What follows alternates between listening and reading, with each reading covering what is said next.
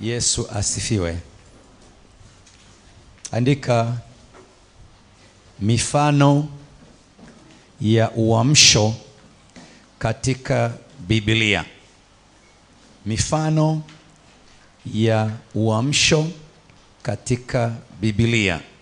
Tutachukua tu mfano mmoja, lakini kuna mifano kadha wa kadha katika Biblia inayoonyesha uamsho.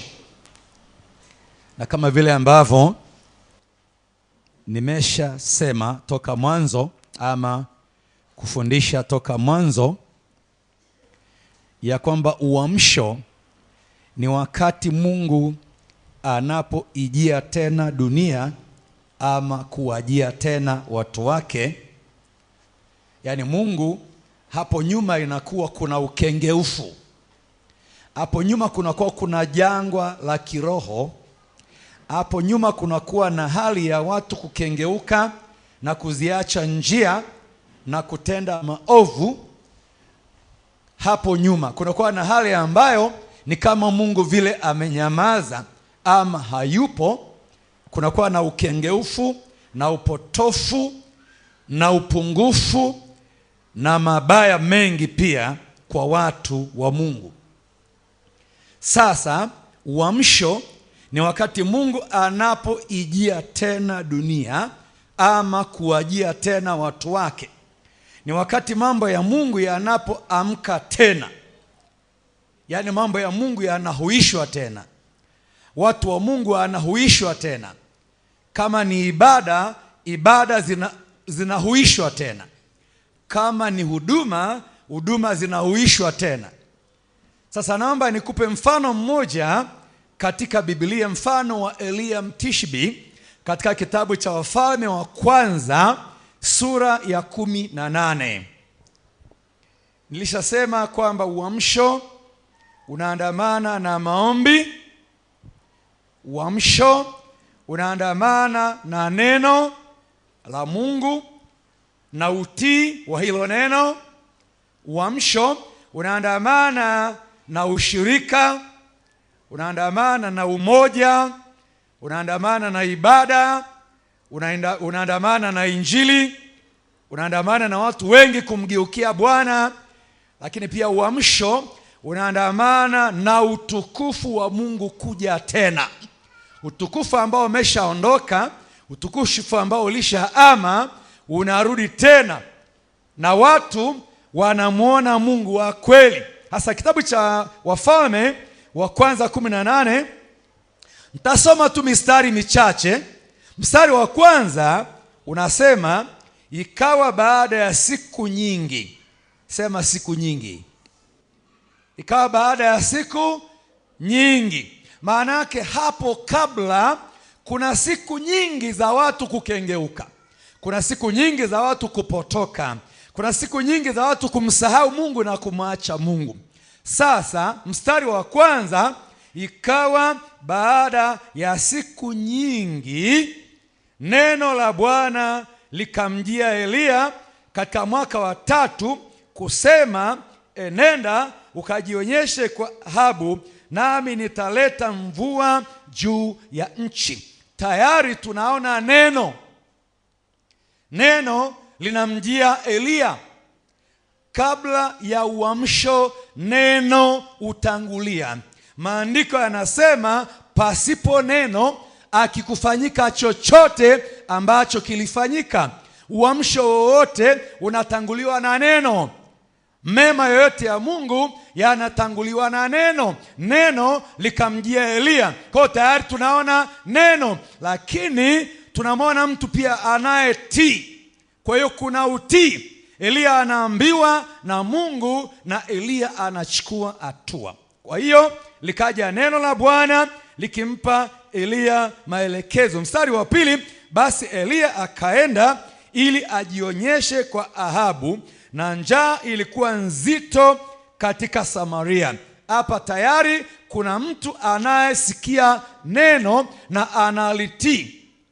Na kabla ya muujiza wowote katika maandiko, neno lilitangulia. Muujiza wowote katika Biblia ulitanguliwa na neno. Ibrahim Mwanzo 12 anaambiwa ondoka uende mpaka nchi mtakayo kuonyesha.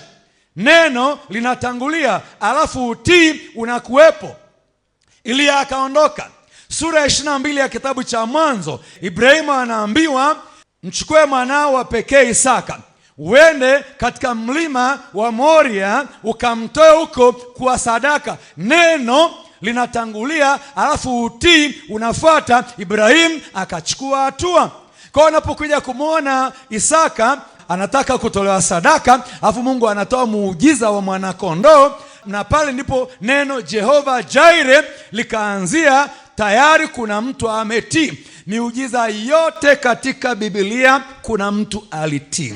Yamkini katika maisha yako umeomba maombi mengi sana, lakini Mungu anapotoa maagizo, anapotoa maelekezo, anapotoa ufunuo, unakuaga mgumu kutii, unakuaga mgumu. Miujiza yote ilifuata mtu anayetii. Kitabu cha Wafalme wa Pili sura ya 4 tunamkuta mwanamke mjane ana shida ya madeni. Anakwenda kwa Elisha nabii, anaambiwa una nini nyumbani mwako? Anasema nina kachupa ka mafuta. Anapewa neno, anapewa maagizo, anaambiwa nenda ukaombe vyombo, ukaazime vyombo kwa majirani zako na usitake vichache. Kuna mtu anafuata maagizo. Ngoja nikwambie, miujiza yote katika Biblia ilitanguliwa na mtu ambaye alitii. Joshua, wakati Jeriko inakuwa imefunga, Jeriko hapaingiliki, Joshua akaambiwa nendeni mkazunguke kuta za Jeriko siku 6, mtazunguka mara moja kimya kimya. Siku ya 7 mtazunguka mara 6, alafu mara ya 7 mtapiga kelele. Muujiza wowote unatanguliwa na neno. Uamsho wowote unatanguliwa na neno. Ndio maana Mkristo, penda neno la Mungu kuliko kitu chochote. Penda neno kuliko kitu chochote. Neno linaleta wokovu, neno linaleta baraka, neno linaleta miujiza. Eliya akaambiwa nenda ukajionyeshe kwa Ahabu, maana mtaileta mvua katika nchi. Eliya akatii. Uamsho wowote unatanguliwa na neno. Naomba sasa turuke tusome mistari ya mbele kidogo. Nini kingine kilifuata? Nenda mbele mstari wa 21 kwa sababu ya muda. Mstari 21. Naye Eliya akawakaribia watu wote akanena, mtasitasita katikati ya mawazo mawili hata lini? Bwana akiwa ndiye Mungu mfuateni, bali ikiwa Baali ni mungu, haya mfuateni yeye. Watu wote hawakujibu neno. Tunaona hapa kinachotafutwa ni toba. Kinachotafutwa ni watu warejee. Kinachotafutwa hapa ni watu watengeneze mambo yao, ni wamrudie Mungu. Miujiza yote iliyotendeka kwenye Biblia, maandiko yanasema na ishara hizo zote zilifanyika ili watu wapate kuamini. Kwa hiyo unapokuwa kanisani, muujiza wowote unaotokea wowote, lengo ni watu wamrudie Mungu. Mstari wa 23. Kwa hiyo na watutolee ng'ombe wawili, wao na wajichagulie ng'ombe mmoja, wamkatekate na kumweka juu ya kuni, wasitie moto chini, nami nitamtengeneza huyo ng'ombe wa pili na kumweka juu ya kuni, wala sitatia moto chini. Mstari 24. Nanyi ombeni kwa jina la Mungu wenu, nami nitaomba kwa jina la Bwana, na Mungu yule ajibuye kwa moto na awe ndiye Mungu. Watu wote wakajibu wakasema, maneno haya ni mazuri.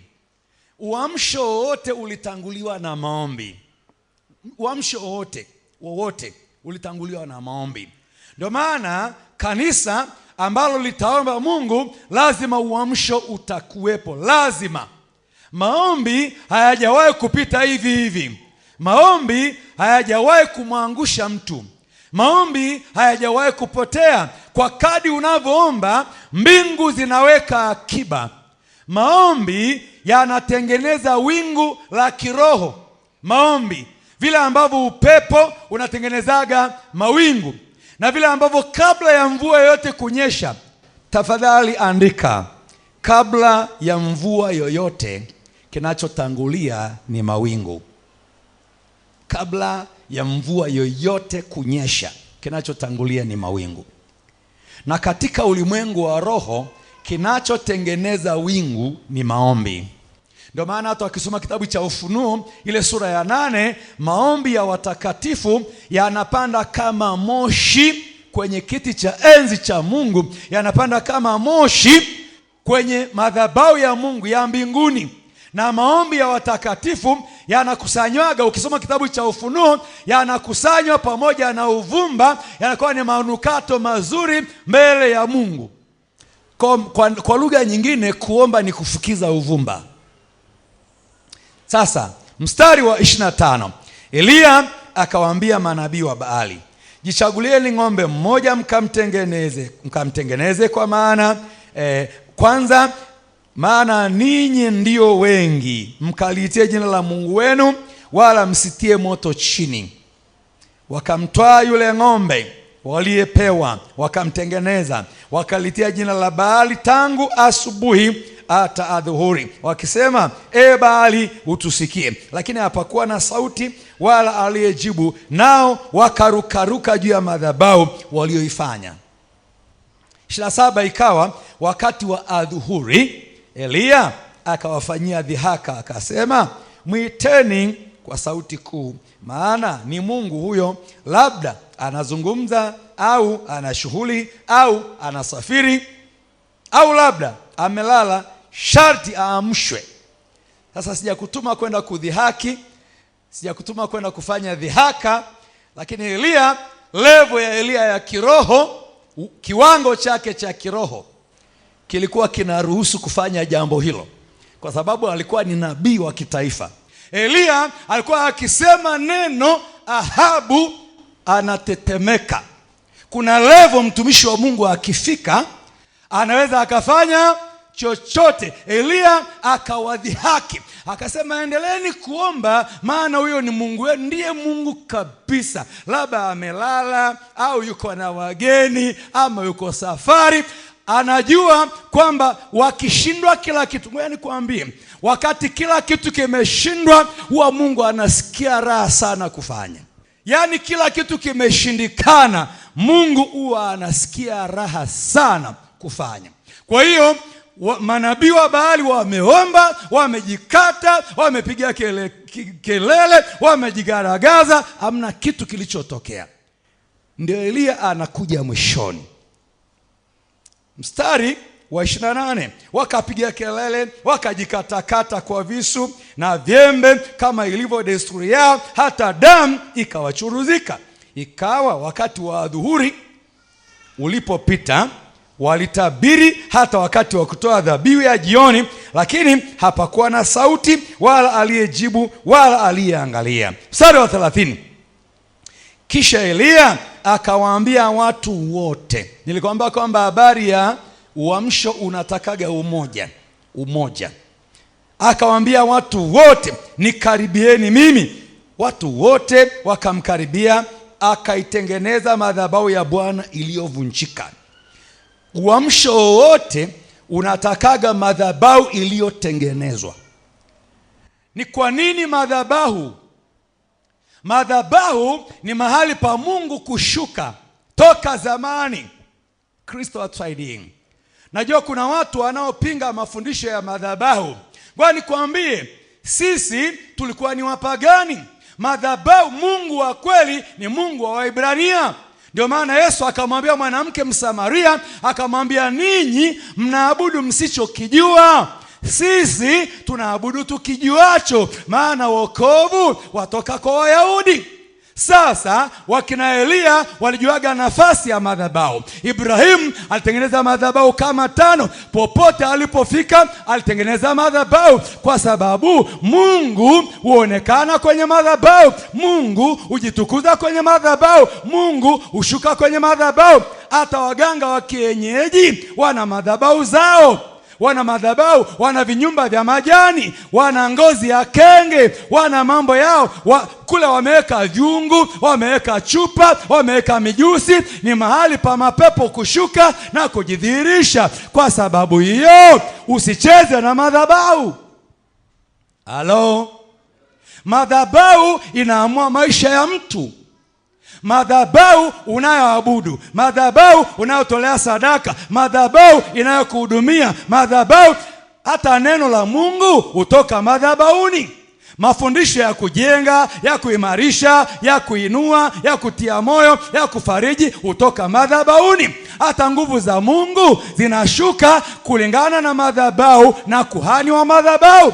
Elia alijua siri. Elia angeweza akaagiza moto, moto ukashuka. Elia angeweza akatamka kitu. Hata hivyo kuna maeneo alitamka, kuna maeneo alisema, kama mimi ni nabii wa Bwana, moto na ushuka kutoka mbinguni, na moto ulishuka. Matamko mengi aliyatoa, lakini hapa ilikuwa ni habari ya kushindanisha miungu. Sema kushindanisha miungu. Na hakuna Mungu bila madhabahu, na hakuna madhabahu isiyokuwa na Mungu kanakohudumia ama Mungu wa kweli. Bwana tusaidie. Halo? Ndio maana tukisema tuombee madhabahu na kuhani wa madhabahu, tunajua kanuni za kiroho. Elia akatengeneza kwanza madhabahu iliyokuwa imevunjika. Kutengeneza madhabahu kwenye maisha. Okay, kuna madhabahu ya mioyoni mwetu. Iko madhabahu ya mioyoni mwetu inatengenezwa kwa toba na kuungama na kujitengeneza. Madhabahu ya kiroho inatengenezwa kwa toba na maungamo na kujitengeneza kiroho. Madhabahu inatengenezwa kwa mtu kutengeneza uhusiano wake na Mungu. Elia akatengeneza madhabahu iliyokuwa imevunjika. Mstari wa 31. Elia akatoa mawe 12 kwa hesabu ya kabila za wana wa Yakobo, aliyejiliwa na neno la Bwana na kuambiwa, jina lako litakuwa Israeli. Naye akaijenga madhabahu kwa mawe hayo. Na hii madhabahu inajengwa kwa mawe, maana ni maagizo yatoka wakati wa Musa na hata wakati wa Joshua. Madhabahu ilitengenezwa aidha kwa udongo ama kwa mawe ambayo hayajachongwa. Ilikuwa ni kanuni. Kwa nini itengenezwe kwa mawe ambayo hayajachongwa? Ni ili isiwe kazi ya mwanadamu. Kwa walipanga tu mawe ama udongo. Akatengeneza mawe 12, akatengeneza madhabahu kwa mawe. Ilibidi kuna mambo ya kiroho anatengeneza. Kabla hajaomba, kabla hajaliitia jina la Bwana, alitengeneza madhabahu. Ninaomba nikushauri, ni wangapi mnataka kumuona Mungu kwenye maisha yao? Tengeneza madhabahu ya moyoni mwako.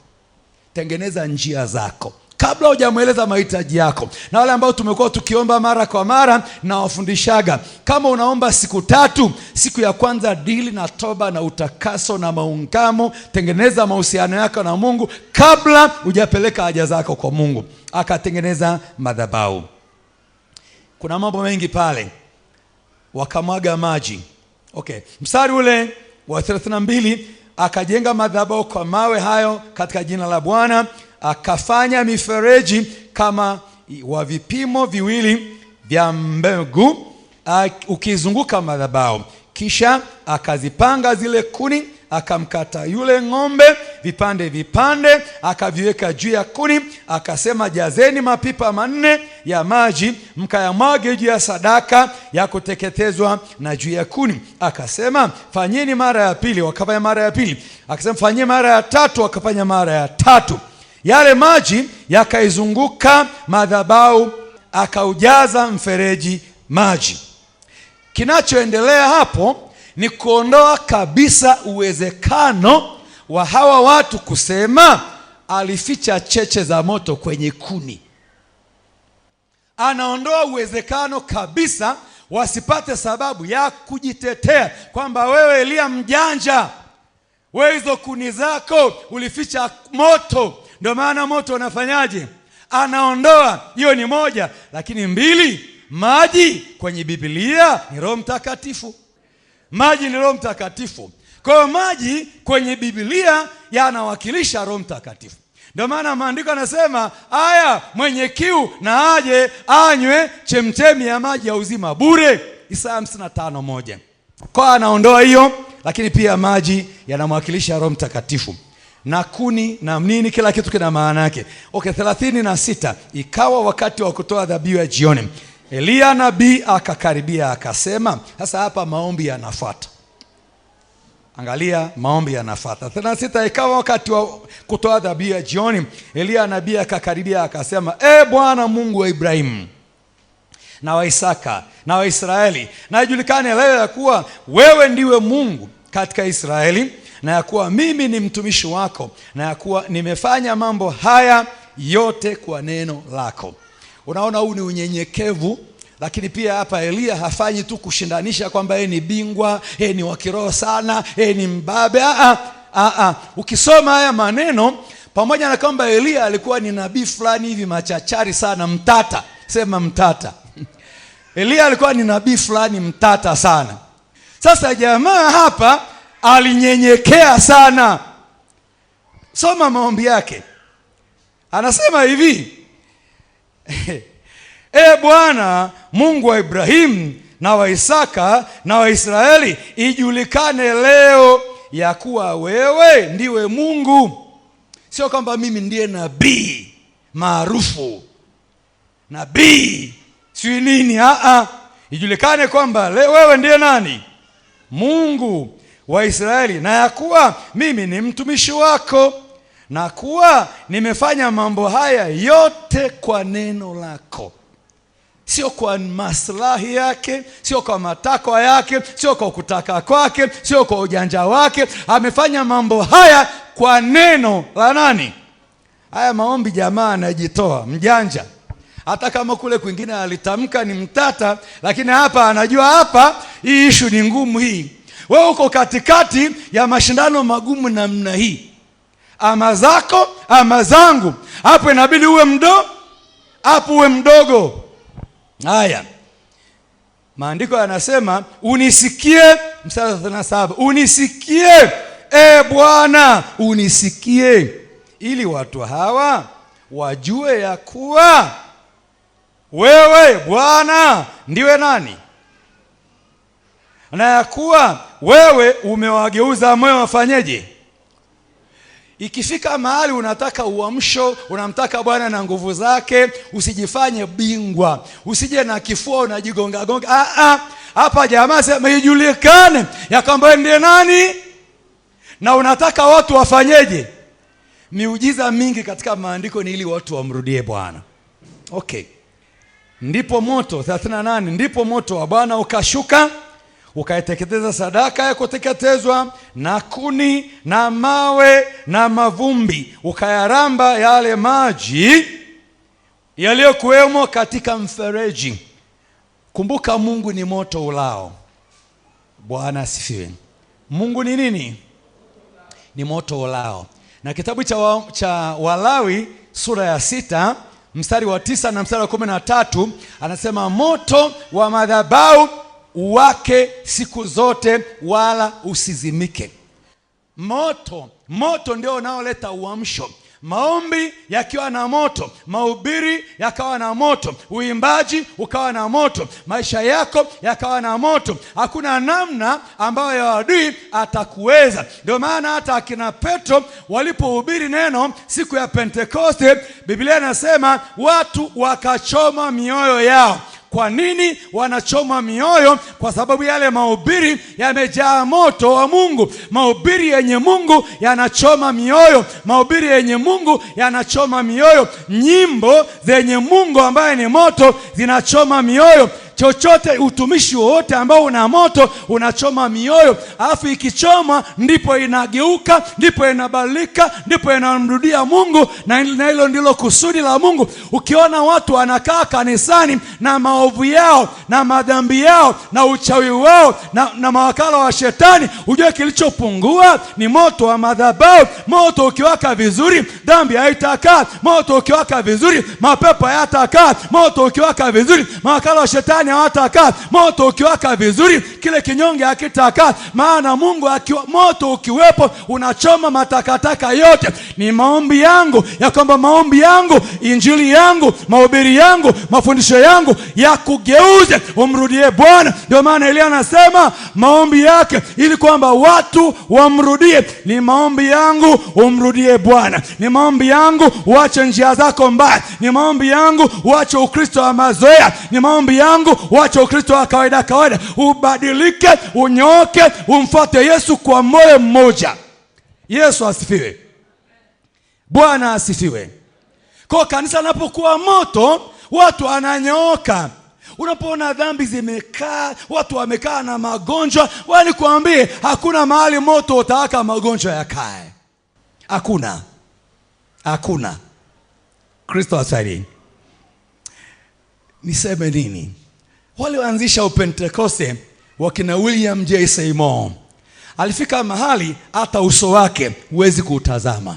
Walimjengea kiboksi fulani kikazuia uso wake ili kwamba ule mng'ao wa uso wake usiweze kuathiri watu. Kwani nikwambie, hata Musa alipokaa mbele za Mungu siku 40, aliposhuka uso wake ulikuwa una utukufu, hakuna mtu aliweza kumtazama. Ikifika mahali wewe ni mwanamke huko hapa, wewe ni binti huko hapa, watu wa duniani wanakuona ni wa kawaida tu, wanakaa na wewe, wanashikiana na wewe, wani kwamba kiroho chako kimepungua sana. Halo. Ifike mahali ukimpa mtu mkono hivi asiweze kukupa mkono. Kwa nini? Uwe moto. Na hizo siku ziko karibuni. Mstari wa 39, na watu wote walipoona moto umeshuka, umeziramba sadaka, jambo ambalo sio la kibinadamu, jambo ambalo sio la kawaida, jambo ambalo ni lazima ni mkono wa Mungu tu. Walipoona kwamba hii kitu sio level ya kichawi, sio level ya kiganga, sio level ya kibinadamu. Mstari unaofuata wa 39, na watu wote walipoona wakaanguka. Sema watu wote. Halo. Watu wakafanyaje? Wakaanguka. Sio hawakupiga magoti,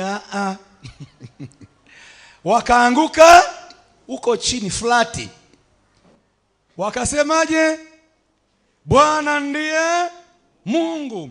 Bwana ndiye Mungu. Wale tulikuwaga tunaenda mikutano ya injili ya Mzee Kulola NMC. Wengine tulikuwaga tunaenda, mwanzoni unaenda tu kwamba unaenda kuombe. Ukifika kwenye kiwanja, hilo neno linalotoka hapo lilivyo na nguvu, akisema njoo kwa Yesu, watu walikimbia kama hawana akili nzuri. Mimi ninaenda kwenye mikutano yake, mtu anakuja akivuta sigara. Wahuni, jamani, wahuni walikuwepo siku zote. Tena sasa hivi hakuna wahuni. Miaka ile kwenye makanisa fulani ya dini wakawa wanaambiwa hivi, walokole ni wasanii, walokole ni wajanja, wanajifanya ni kiwete ili kwamba mhubiri akisema simama asimame, wanajifanya si ni kipofu, asema ni uongo. Kwa kulikuwa kuna wahuni kibao wanakuja kwenye mikutano ya yule mzee, wanakaa kule nyuma wakivuta sigara. Ngoja nikwambie, walikuwa wanafika pale, sigara inaungua yote mkononi, hakuna kuweka mdomoni. Anajisahau kwamba alikuja na sigara. Watu wanatekewa, watu wanashikwa na utisho. Alikuja kuchora, alikuja kutafiti. Wakisema njoni kwa Yesu, wanakimbia wote, walitubu na mpaka leo wengine ni wachungaji. Elia akawaambia, wakamateni hao manabii wa Baali, asiokoke hata mmoja. Wakawakamata na Elia akawachukua mpaka kijito cha Kishoni, akawaua huko. Elia akawaua manabii wa nani? Sema wachawi wafe. Wachawi wafe.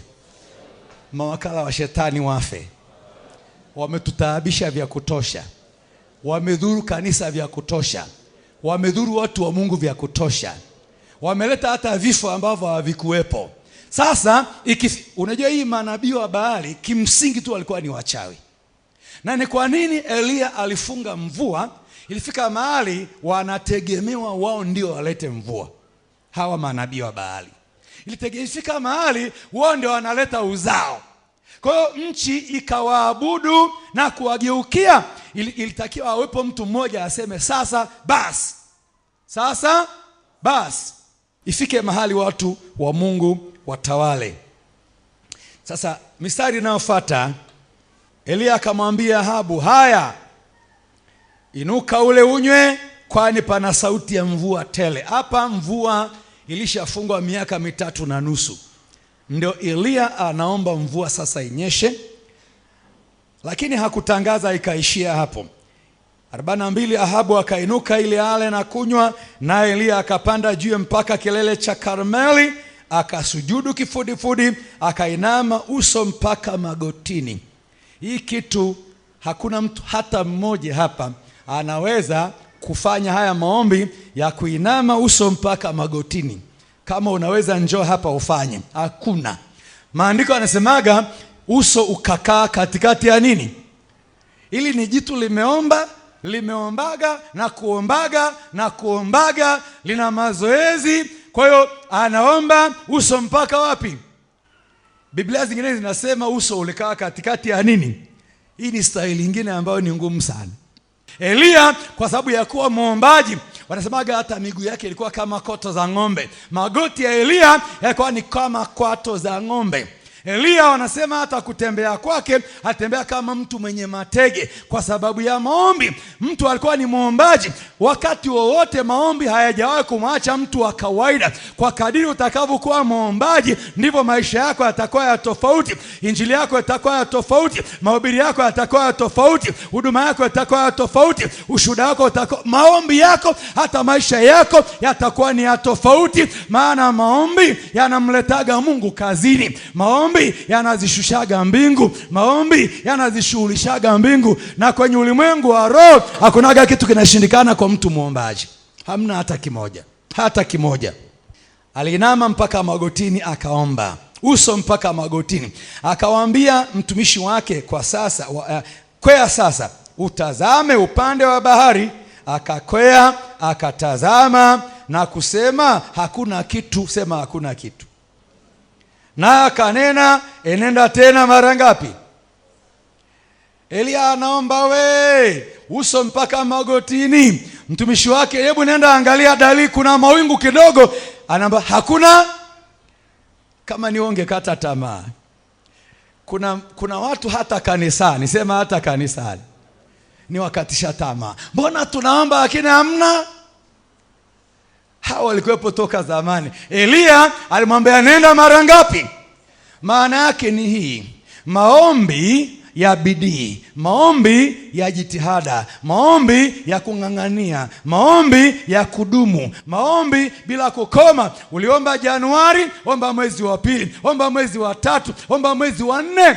Watu wengi ninaowajua waliomba hata mwaka mzima. Nafuatilia watumishi wa Mungu ambao wameomba, na waliomba kwa namna gani. Wengine waliomba miezi 5, wengine waliomba miezi 6, wengine wameomba miaka Kuna mmoja anamfahamu ameomba miaka 5, mmoja anamfahamu ameomba mwaka wa kwanza hakuna kilichoendelea, akaomba mwaka wa pili hakuna kilichoendelea, akaomba mwaka wa 3 Mungu akamshukia, na sasa hivi tunavyoongea anafufua wafu. Bwana nikwambie, kuna siri ya uamsho inafikaga mahali watu wote wanasema Bwana ndiye Mungu. Kuna mambo ambayo yameshindikana kwa namna za kibinadamu. Kuna magonjwa yanatishia watu, kuna magonjwa, kuna vifo, kuna mambo yanatishia usalama wa wanadamu. Kunapokuwa na uamsho, Mungu anafanya vitu ambavyo havina ubishi, vitu ambavyo havina ujuaji. Bwana nikwambie, kiwete alikaa kwenye mlango uitao mzuri wa hekalu kwa miaka mingi. Hata Yesu alipitaga pale. Petro alipopita hapo saa ya kusali kwenda hekaluni, akamtazama kiwete, akamwambia hatuna fedha, hatuna dhahabu, tulicho nacho ndicho tukupacho. Kwa jina la Yesu Kristo inuka uende. Wakati wa uamsho miujiza inakuaga sio ya kutafutwa. Inakuaga sio ya miujiza inakuaga sio ya kutafutwa. 44, ikawa mara ya 7 akasema, tazama wingu linatoka katika bahari, nalo ni dogo kama mkono wa mtu. Akanena, enenda umwambie Ahabu, tandika ushuke, mvua isikuzuie. 45, ikawa muda si muda, mbingu zikawa nyeusi kwa mawingu na upepo, ikanyesha mvua nyingi. Ahabu akapanda garini akaenda zake Israeli. 46, mkono wa Bwana ulikuwa juu ya Eliya, akajikaza viuno, akapiga mbio mbele ya Ahabu mpaka kuingia Yezreeli. Hapa kuna muujiza mwingine. Ahabu ana gari na farasi, Eliya anapiga mbio, na bado Eliya akampita njiani. Mwambie jirani yako kuna miujiza. Mwambie kuna muujiza wa spidi. Kuna muujiza wa nini? Wa spidi. Na huyu Eliya, kumbuka kwamba hata gari la moto ndio lilimchukuaga kumpeleka mbinguni. Kwa hiyo jamaa alikuwa ni mtu wa miujiza tu mingi tu. Kuna neema, Mungu akikupa mambo yako yote yakawa miujiza tu.